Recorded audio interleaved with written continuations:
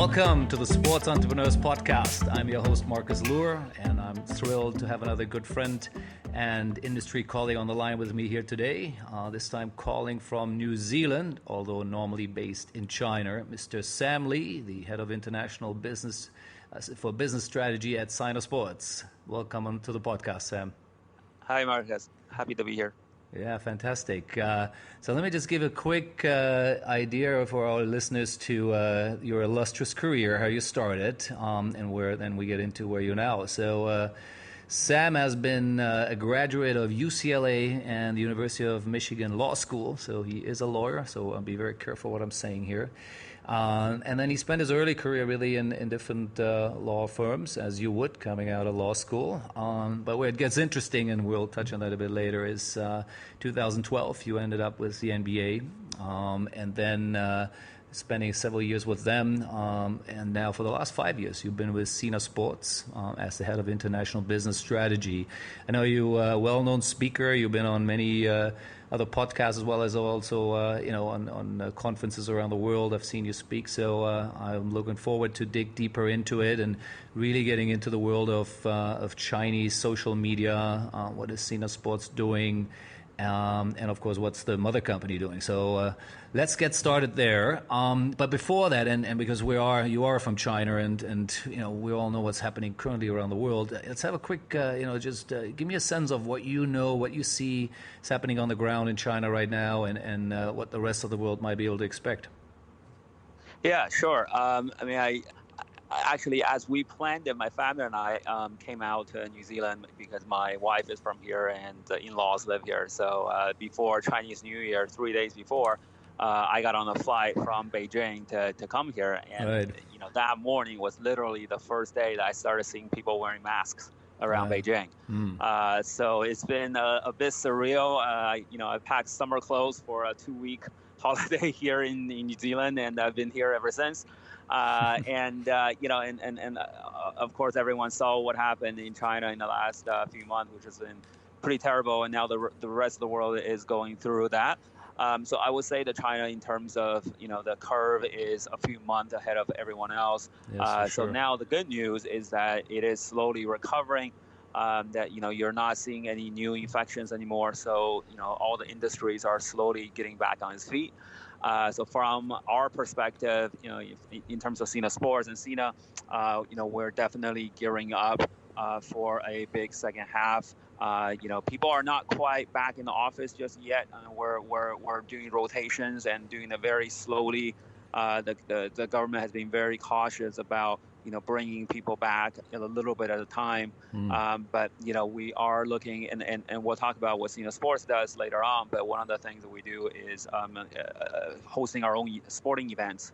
Yeah. Last year we had our basketball tournament that was in over 185 cities. Yeah. So of course that's definitely affected. Yeah. So we are looking to push that back, and now we're working with a rescheduled event calendar.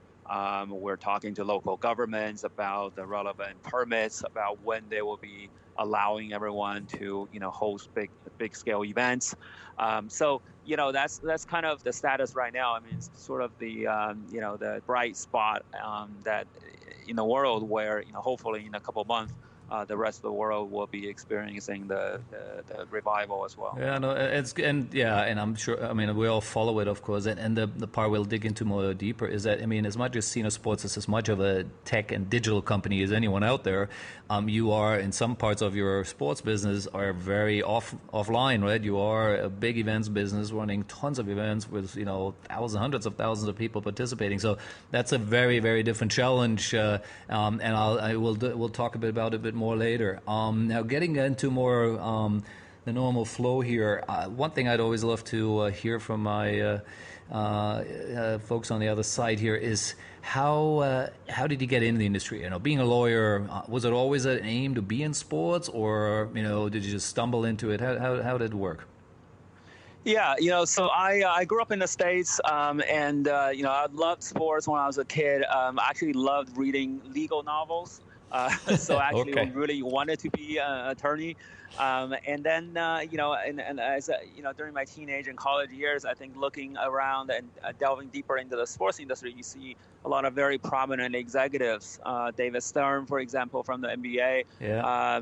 Gary Bettman from the NHL, and then in the entertainment industry as well, you see a lot of attorneys who are in those industries. So there is a sort of well-trodden path in the States, especially Mm-hmm. for attorneys to move into, the business side Right. at sports industries, at sports companies, Mm. as well as entertainment companies. So that was a path So you that had a bit of an eye for it. It wasn't just by yeah, accident you landed there, right? Okay. yeah, That's yeah. I good. mean, I think everyone that goes to law school at least has some idea of what they want to do. And for me, that was probably the remote idea that, hey, I want to be in sports or entertainment.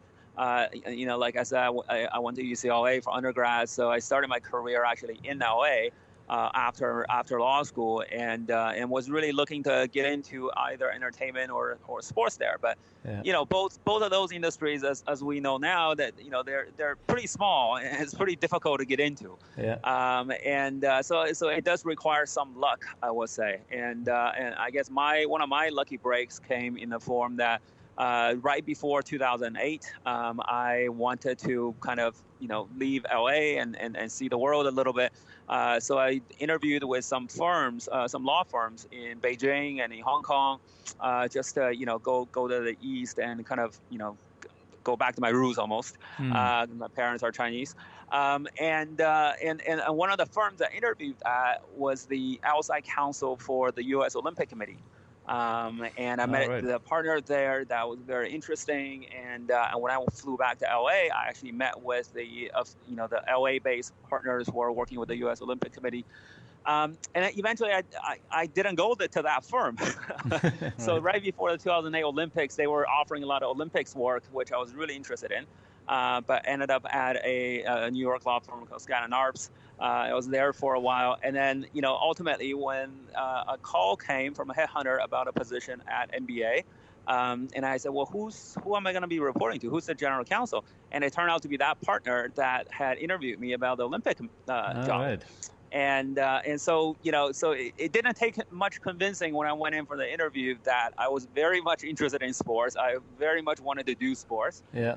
So that was kind of a lucky break for me. And where did you start? Yeah. Was it in New York with the MBA, or which part of the world?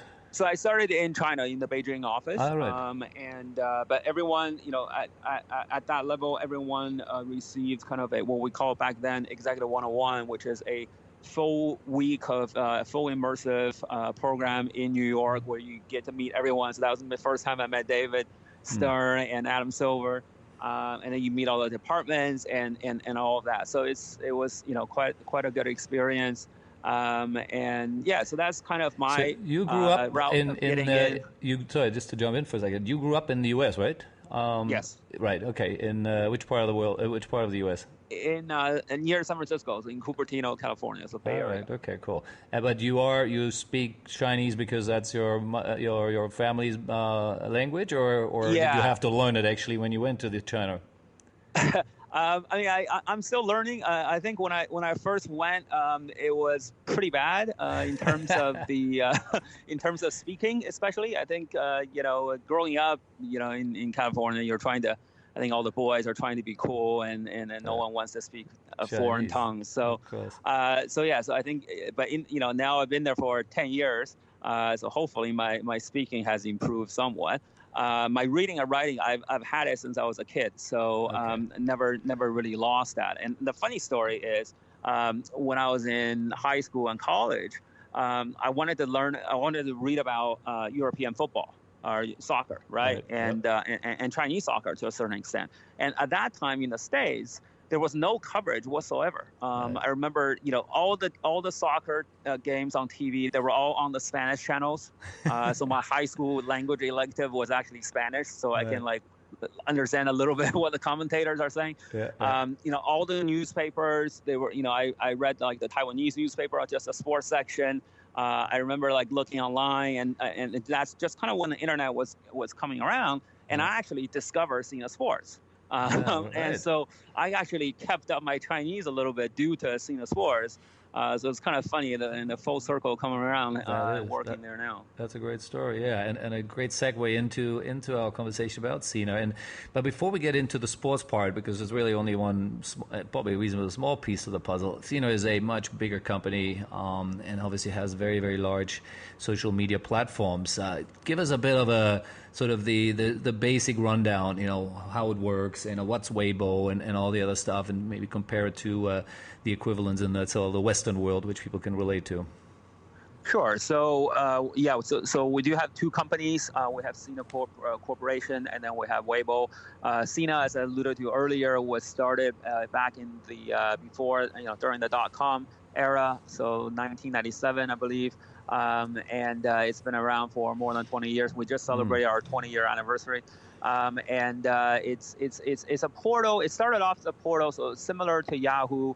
And you could say that the Sina Sports channel is similar to Yahoo Sports, right? So we provided editorial. We were the first Chinese digital publication to be at the Olympics reporting, the first at the World Cup reporting. So we've been around for a long time from a media perspective. And about 10 years ago, I think, a little more than 10 years ago, we created Weibo. And it was, kind of looking to the West. And that's when Twitter came onto the scene. So it was very much at that time a clone, if you will, of Twitter. And Weibo, actually, it just means Wei means micro and Bo means a blog. So it's literally microblog. And so that just means that you're writing short messages, and that's what Twitter is. But obviously, if you look at Yahoo and Yahoo Sports, everyone has evolved on from just being a media platform, and so have we. So Sina now is, like you mentioned, a big corporation with different sub-entities underneath, different channels like sports and finance and news and entertainment. And Weibo now is a separately listed NASDAQ-listed company that is, the biggest open social media platform in China. We have over 400 million monthly active users, over 200 million daily active users. And we're akin to we morphed kind of into a Facebook, Twitter, Instagram, blend, if you will, where, if you scroll through the app, it looks more like Facebook than it does Twitter. If you look through some of the functions, it's a little more Instagram-like. So it's kind of a hybrid of all of those. And then so in the China social media ecosystem, I mean, we are the kind of the one where it's more for athletes and brands and news outlets to reach out to a massive amount of people. The whole site is searchable, everything is open, right? We have WeChat. I'm sure you guys have heard of. It's from Tencent. It's more of a closed platform. It's kind of like WhatsApp on steroids. So obviously you can do messaging, but there is a Moments, which is kind of a Facebook feed type feature where it's more for your friends to see private information that you're posting, private content that you're posting. And then payment solutions, right? It, that's the main thing, right? WeChat is. And then also you can use it to hail a cab, buy an airline ticket and pay people and all that. So it's a whole suite of other functions. So it's that's definitely the most used program or app in China. So it's Sina. Sina clearly has its own niche. Who would be, let's say, the biggest competitor to Sina as a group? Who would Tencent is really a bit different, right? So who would you guys consider who's like the guys you're competing with? From the Weibo world, we're really just competing against anyone that is trying to take people's eyeballs, right? I mean that's it's any sort of, so obviously now in the West it's called TikTok, in China it's called Douyin, which is a very, very popular short video app, and people spend hours and hours on it, right? So it's similar to them. Our business model is mostly advertising driven. And the advertising revenue comes from the fact that we have a very large traffic. So anyone who is, trying to get a hold of that traffic is sort of our competitor. In terms of direct competitor, it's a little bit different. Like I mentioned, we're kind of a hybrid of Facebook, Instagram, and Twitter, because there's no one else that's really doing what we're doing. Right. So that's kind of where we do have an advantage, right? So even though, for example, an influencer might be very, very popular on TikTok or on Douyin, he still needs a place where he can do more than just a live session or just a quick video. He still needs to, especially for public figures, you still need other ways to reach out to the public. So if you need to send a message, if you want to do polls, if you want to do other types of information, Weibo is still kind of the place to be. And that's a great segue now in the Sina Sports, because clearly now everyone understands the big picture ecosystem behind it, and that the company then went into sports by having and leveraging, of course, that huge audience base which you have, and then feeding the masses with sports content and other things is really like a no-brainer. Now, talk me a bit through how it started there again, as well as I'd be curious, did Sina, if I at least recall, there were times where you guys bought some rights as well, but obviously right now the strategy is a bit different. So maybe let's start there. Sure. Yeah, you're right. I mean, we started off as a media channel, and in the mid-2000s, we started buying a lot of media rights, and we started broadcasting live sporting events. We had NBA, EPL, Champions League. You name it. Like it's literally all of the rights. Actually, it's right around the time I joined, about 5 years ago, that we started shifting away from that. One is due to necessity, and two is due to our own choice. Necessity in the sense that the rights fees went through the roof in China at that point. Yes. There were a couple newcomers that really bid up the rights for everything. Yep, I remember that. Yeah, and the good thing about being a newcomer is that you're not publicly listed. You have kind of money to burn, if you will, and you're able to acquire. And the reason that you want to acquire rights is to acquire a new set of users or fans very quickly. Yeah. And the business model is, well, that's step one. Step two is to then monetize off of those users. Yep. But the history of Sina Sports, one of the things that we've struggled with, in the last 10 years probably, is the fact that it's difficult to monetize off of sports fans, especially in China, right? I mean, when we first started, a lot of the games were free, and so we were basically only looking at advertising as a source of revenue. We weren't looking at a B2C model. So after a while, then you've cultivated that behavior, that habit into fans where they don't pay for anything. Right. So you're really just standing on one leg of the advertising revenue without the B2C subscription revenue, which is very difficult anywhere in the world to try to turn a profit. So when these startups, when they came into the market, we looked at the rights fees and the increase in the rights fees, and we just thought that, basically it was not possible to be profitable from a P&L standpoint, especially since we're a publicly listed company, right? So every quarter we have to report and ask at the fact that I spent $300 million on some rights fee that doesn't return $300 million. So that's a big issue. I think it's a great. Sorry, I just wanted to jump in for a second here. I think love listening to you on this, because this is, again, we talked earlier about what happened in China with the virus as a precursor for some of the rest of the world. Well, to some degree, exactly what happened here with Sina as well, where initially everyone believes buying rights, building platforms, and now it's of course OTT. Previously it was a little different maybe when they first started, and hoping that automatically you can create a subscription model and advertising will come in and all the stuff will work so well. It's pretty clear it doesn't, especially when rights fees just escalate, right? And the crazy times of Le TV and others jumping in there and throwing money around like crazy. We sold some to them as well, which is all good, but we didn't get paid for everything, like many others. But it's a great learning, and I think it's a sort of warning which I've been sending out for a while now, saying OTT, is, yes, as a product, as a platform, makes complete sense, but don't expect automatically everyone to start saying, yes, just charge me for it and it's fine, just because they're used to doing that on a, let's call it traditional pay TV platform, right? So there is still, there's a lot of it. And China, I think, is in some sense, it was a bit ahead of that curve, right? Would you agree with that? I mean, I think, having heard from our NBA history and the EPL and some other folks, I mean, I think throughout history, I mean, this has happened around the world more than once, right? Mm-hmm. So it's a story that keeps getting written in different versions everywhere. I mean, Correct. it is a hard business to be in. I think it's one where you can be profitable, you can be successful, but I think you have to be pretty careful with what you're doing in terms of the rights, because it's I think the first thing that I learned at the MBA was my boss was telling me that rights fees is like sand. The second that you buy it, it starts slipping through your hands, and at the end of the day, you don't have anything left. That's a good And that's very analogy. much true, because if you do a 5-year deal and in the first year you can justify, and you say, hey, I'm gearing up. I'm trying to reach out to potential advertisers. I'm trying to build a subscriber base. But year one, I take a $30 million loss. Then, hey, year two, you better make back $60 million, right? In order to make Absolutely. that back.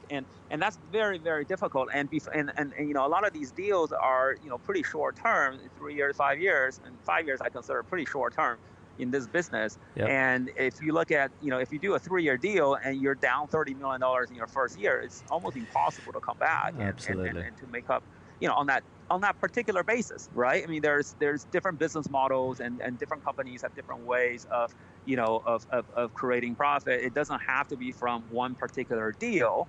So that's a different consideration altogether. But and I think Sina clearly. Yeah, and I think Sina clearly decided that's not the route. That is not the way we want to go. And obviously moved into what it is now, or Sina Sports particular, which is digital media platform, right? A social media, content creator, and an offline event operator. That's sort of, what you guys define as your 3 pillars. Let's talk quickly a bit about the 3 pillars. Maybe some of we already touched on. So when you guys say, digital media platform, so you're still providing information and basic sources of sports like you did at the very beginning of the company, or define the things a little bit in a sort of couple of short sentences? Yes, so we definitely still have a website and mobile app that fans come to for editorial content, for media coverage, and we have some live rights as well. We're focusing a little bit on slightly niche sports in China, so we're doing a lot of golf. We have European Tour, we have PGA Tour highlights, we have the Masters live, and some other categories as well. So there, I mean, because we already have a very large fan base that perhaps they used to come to us for live sports, but they do value our editorial team, because they've been, they're one of the most experienced. They've been around for 20 years. Absolutely. So that we do have that reputation. So that's a pretty big source of readership and of user base for us. So that's the digital media side. The second pillar is the social media side. So on Weibo, we are the largest content creator. So we generate about 20% of all the sports content on Weibo.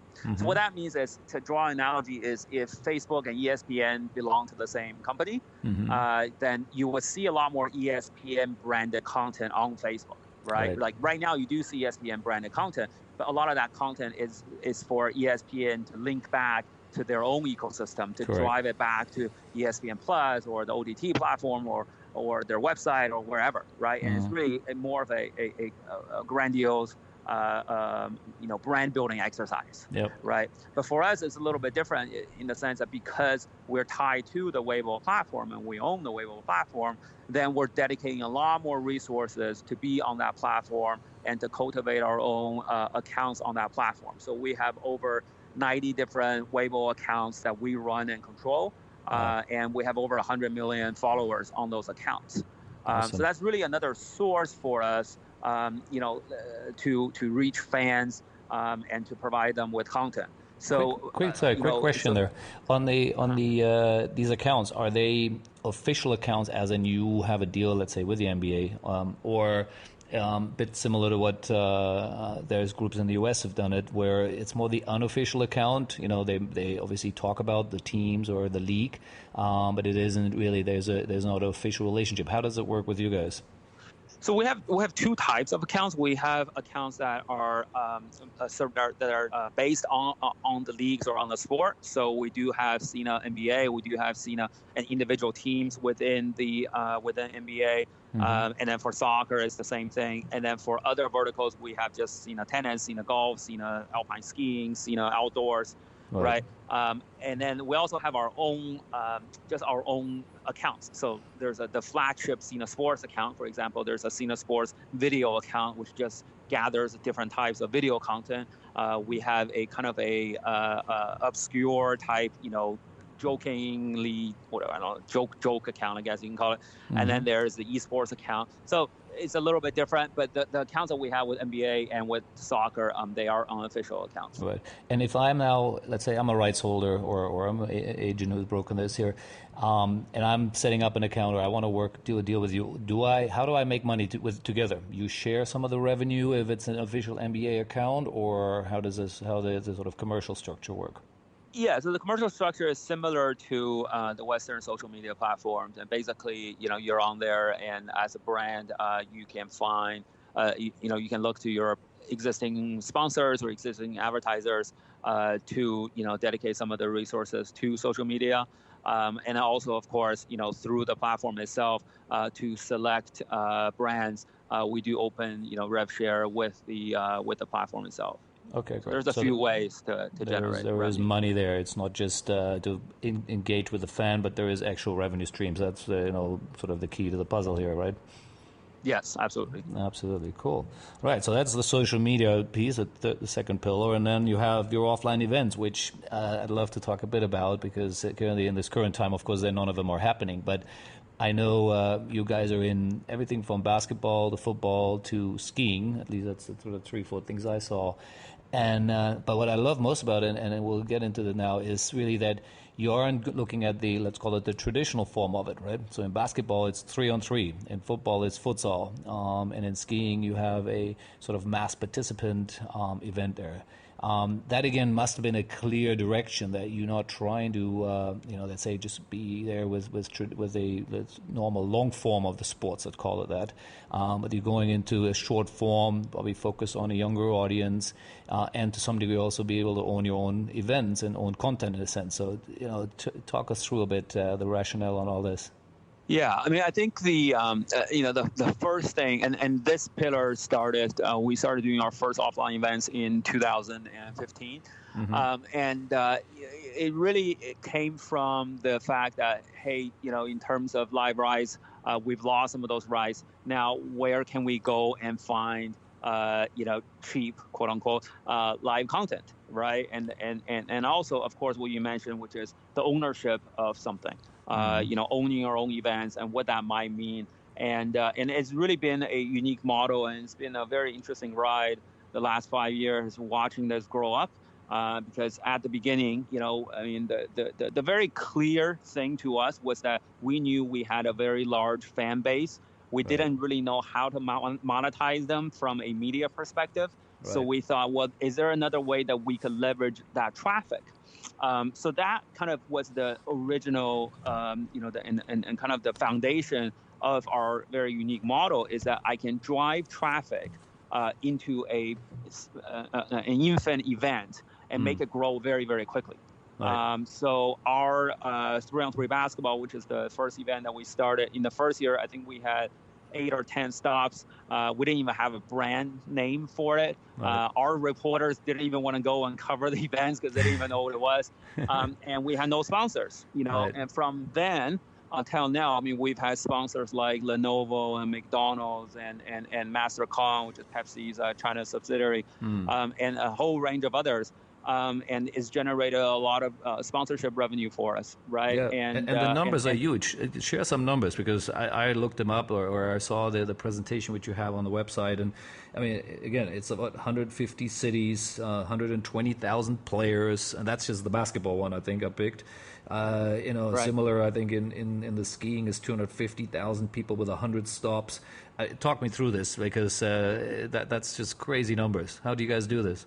Yeah, I mean, I think that's it's really kind of driven by the revenue, right? Driven by our brand partners who come to us and who ask us for this type of an exposure. And then in addition, also our desire to grow this. So in the first year, we had 10 cities for the basketball tournament. Second year, I think we have about 25. And then the third year, I think we're up to 80 or 90.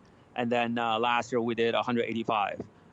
So, and it's also because of the network that we built within each province in China. So we have local provincial partners who help us host more than one stop. So for example, before we had, at one point I remember clearly that we had about 25 to 30, because there are 30 provinces in China. So we had about one stop per province. And the local operator who's been with us for a very long time in Sichuan came to us and said, next year I want to do the Chengdu stop, which we've already done, but I want to do 10 stops or to 15 stops, to kind of be a qualifying events for the Chengdu stop. And then we said, sure, go ahead, and of course we support them with everything we can. And really kind of the engine and the model here is the fact that I can drive traffic to these events. I can highlight this event on Weibo. I can highlight this event on Sina Sports. And so, I mean, and this model, through history, there's a few other examples. The most prominent one, the one I always quote, is ESPN and X Games, right? So when I was growing up in the States, I remember, watching Top 10 on ESPN every night, and there's always an X Games highlight. Yep. And I feel like no one was really watching X Games then, but ESPN was just, slipping these highlights to kind of hook people in, and they can do it because they own that brand, right? And that's kind of what we've been doing with our own brand is, hey, I'm gonna push this as much as I can. So, if you go to the Weibo platform and you go to sports, and then you look at the tabs on top, it changes, of course, but most of the time it will be NBA, and then it will be, CSL, Chinese Super League, the soccer team league, or some other soccer thing. And then the third or fourth one will be 3-on-3 basketball. Absolutely. And that's because we own the platform, so we can give resources like that. I mean, we put in millions of dollars of our own resources that we don't have to pay for. I mean, we have to account for them, but we don't have to pay for them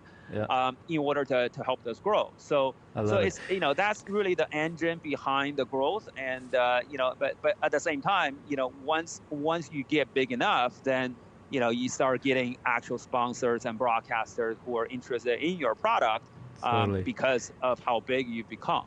I have a question here for you for a second, just to skew a little bit the conversation. Now, the operators on the ground, it almost sounds like it's some sort of almost like a franchise system. So it's not yourself as having thousands of people running around China to operate these things, but it almost sounds like you find a local partner, someone on the ground there who can run the physical events, and obviously make some money in some sense, and you guys share that. Is that correct, or what is the model? That's roughly the idea. I mean, we do basically have an events team, not thousands of people, but a decent number of people who go to almost all of the events. But locally, in terms of the logistics, the organization, getting permits and getting local sponsors and getting, security, all of that, we do have local organizers who help us with that. So it's not really a franchise model in the sense that we have probably more control than a regular franchisor would. Okay.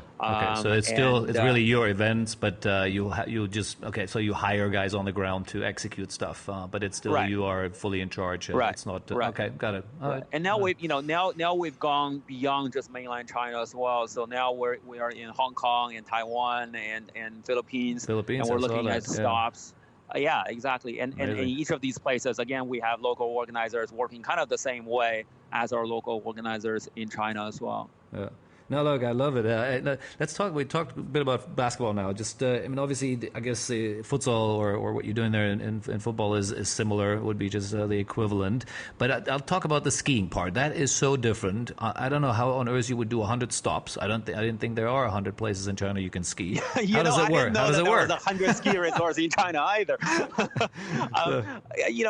I think all of these events, it's kind of looking to the 3-on-3 basketball, and this is something we didn't talk about, which is the logic behind why 3-on-3 basketball, right? And why please go back to that for a second. Because the business model now, it's once we establish that business model of using our online resources and driving that towards our event, I mean, once that's established, we can quote unquote copy and paste that very easily and create 10 more events because it's the same traffic. I can just use it to direct people into a new event. Absolutely. Right. So 3-on-3 and 5-on-5, I think one of the reasons at that time was not actually because of the Olympics. It was actually because we thought, obviously basketball and soccer are the two biggest sports in China, but we wanted to do something a little bit different. And in terms of, because 89% of Weibo users are on their mobile phones, right? And so it's a very much a mobile phone type society. So when we look at basketball and soccer, we think about what's a kind of a miniature version of that where it'll be easier to consume on a phone, right? So 3-on-3 and 5-on-5. The courts are smaller, therefore the video angles are tighter, the games are shorter, so you can watch it on your phone in like chunk bite sizes, right? Perfect. Makes sense. So that's kind of the reason. And I always analogize watching an NBA or a full basketball game versus a 3-on-3 basketball game to the fact that the 2-hour basketball game is kind of like a movie. You're sitting there and you're watching one movie, and it could be a good movie, but it could be a bad movie, right? You have one plot, you have one finale. Whereas for 3-on-3, the game is 10-minute game clock. Usually a game takes about 20 minutes. And so you can sit there for an hour or so, and you can watch 3 or 4 games. And each of the games have different characters, different plots, different endings. You can watch buzzer beaters, 3 or 4 times over. So that's really kind of the excitement about 3-on-3 basketball. And, I think other people agree. And that's why 2 years after we started doing it, one day all of a sudden is in the Olympics, right? Yeah, absolutely. We had a lot of calls right after that. They're like, how did you guys foresee this? And we're like, I don't know if we foresaw this 100%, but we obviously heard that it was possible. Yeah. And so we think 3-on-3 was just continuing to get big. Now, skiing is different. Skiing is because of obviously the 2022 Olympics of course. That will be coming to Beijing. Really the government initiative that, hey, everyone should get behind this and try to create a winter sports industry where one really didn't exist before. And that's why neither of us knew that there's 100 ski resorts in China. And by the way, some of them are indoors. That's why. So that was a big driver, to look at it as a consideration that one, there's government support for this. And then two, there's a good chance of potential revenue because you have already a lot of Chinese brands that have signed up for the 2022 Olympics as sponsors. Yeah. Sure. So we have seen this before where 2 years ago for our 5-on-5 futsal tournament, we had a brand called Yadia. And Yadia makes e-bikes, like motor scooters. And they were a regional sponsor of the FIFA World Cup. Right. So on all of the Asian national team games, you will see the Yadia logo. Right. And so for them, of course, they're the sponsor of the World Cup, but they need to activate on that sponsorship somehow. And we gave them a tournament that in 25 or 30 cities that they could activate. So they could bring the World Cup mascot, they could bring out their e-bikes, and we created a whole set of activation around that for them. So for skiing, it's the same thing. We saw that experience. So now, we're obviously in talks with almost all of the potential, all of the sponsors for 2022 Olympics to become our sponsors, because now they will be able to reach out and to activate and get fans to see, their sponsorship in all of these ski resorts across China. Right. So again, this we need to wrap up soon here because I know you have to leave. But I just have a couple of. So when it comes to skiing, how do you and you have, I thought, a number 250,000 people participating. So these are just straightforward tournaments where everyone races down the hill and whoever's the fastest they win, or what's the format you guys using there? I get it in basketball and football. That's easy to see a tournament format there. But how does it work in the skiing? So we basically do alpine skiing. We actually have a relationship with the International Ski Federation where we've been recognized as a amateur event that is endorsed by them. We're also endorsed by FIBA in our 3-on-3 tournament. Yep. And so, we're actually the first one for the International Ski Federation, just because there aren't that many amateur type events all around the world. Yep. And basically we work with the local skiing clubs, we work with the ski resorts, skiing schools, everyone in the industry to help us create this event, from format to athletes to, to participants to audience. So we depend a lot on our partners to kind of guide the conversation for us because, if I didn't know that there were 100 ski resorts, I wouldn't know how many formats that the Ski Federation has. So we work very closely with people who know what they're doing, and really be able to using our own resources and our model to amplify. I mean, that's our strength. Our strength is not knowing specific particular sports, but although we do definitely now have very capable people in every single sporting event that we do. Like for example, in skiing, we have someone who is very knowledgeable and about the competition and who can tell me everything there is to know about skiing. So so that's kind of the model that we built. Yeah, awesome. Now, on the basketball part, if I recall, or what I read is at least it all, and as we said earlier, all of these things are amateur focused, and that's fantastic to get the amateurs in it. But I think in basketball, you also have something what I think you call something pro. The Elite League. The Elite League, correct? Yes. And so now, what level of elite are we talking about? Give me a sense here.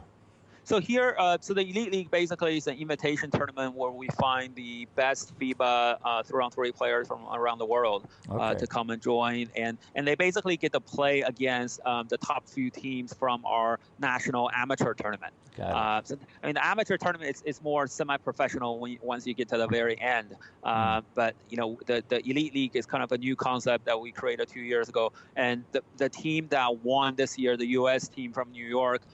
One of the 4 team members is now on Team USA to participate in the qualifying for the 3-on-3 Olympics. So it's not, so it's definitely very, very high level games. And, when you watch these games, you're just amazed at the athleticism. And, I totally understand why it's part of the Olympics now. Yeah. No, that's awesome, and I love it. I love the feeder system to it. How you guys using your platform to bring people there, and then now create this amazing platform across 3 big sports. I think this is awesome. I really love it, and I think if anyone from Facebook or Twitter or those other places are listening to this, I hope they figure out how they can actually do the similar things in their part of the world. What you guys have done there, I think there's some awesome learning in there. But to wrap it up here, I know you also do quite a bit of advisory work for other groups. So I guess your company lets you play around there.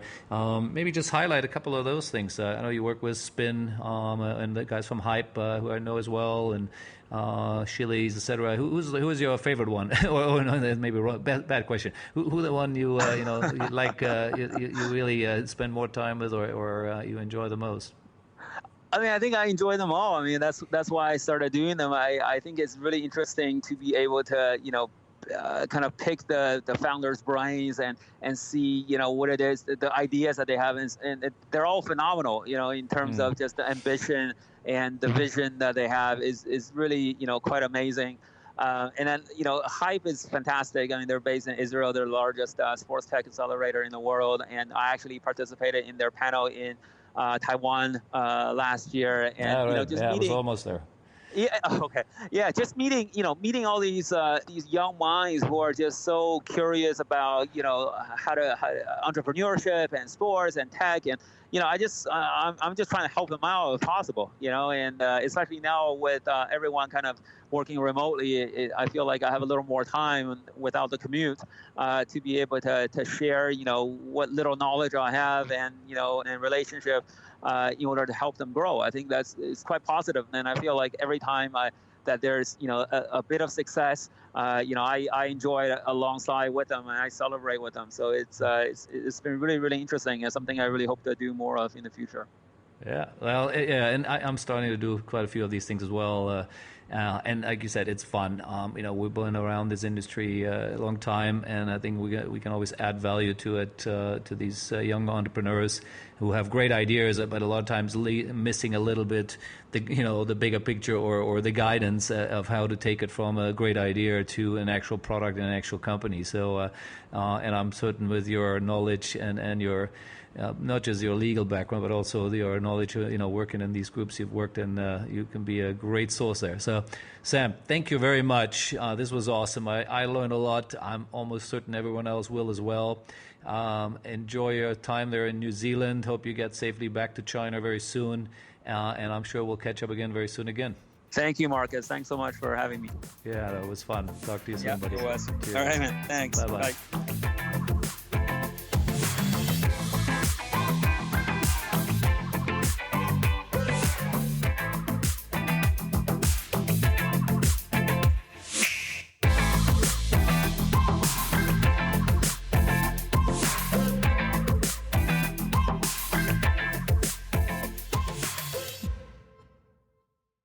The Sports Entrepreneurs by Marcus Luer podcasts are a collection of interviews and stories. All content in this podcast is the copyright of Marcus Luer.